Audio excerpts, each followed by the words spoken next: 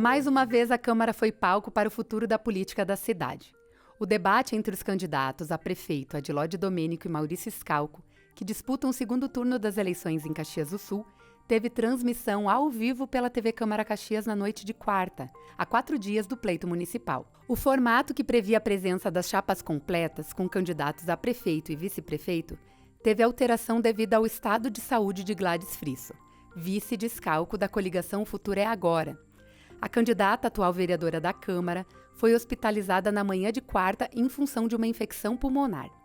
Ela segue no Hospital Pompeia com atendimento médico e sem previsão de alta. No primeiro e no terceiro bloco, Adiló e Schalco puderam fazer perguntas livres entre si, apresentar propostas e responder perguntas da comunidade gravadas pela produção.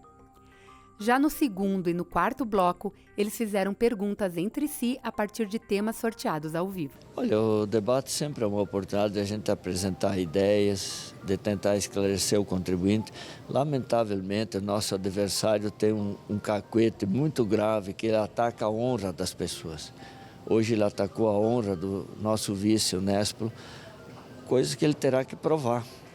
E eu acho muito difícil. Então isso é a única coisa a lamentar. De resto, eu acho que sempre o debate traz alguma contribuição, sempre traz algum enriquecimento para que o eleitor possa decidir.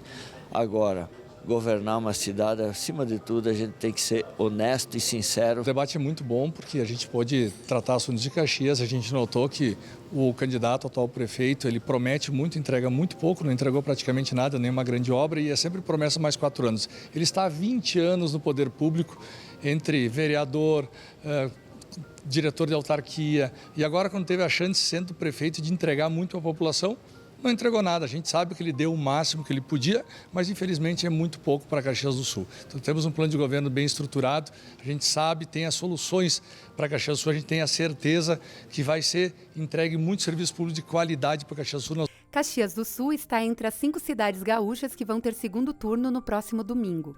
A equipe de jornalismo da TV Câmara Caxias vai ter entradas ao vivo a partir das 9 da manhã, direto das ruas, para mostrar a movimentação deste pleito. E às 5 da tarde, direto do estúdio, com a apuração dos votos.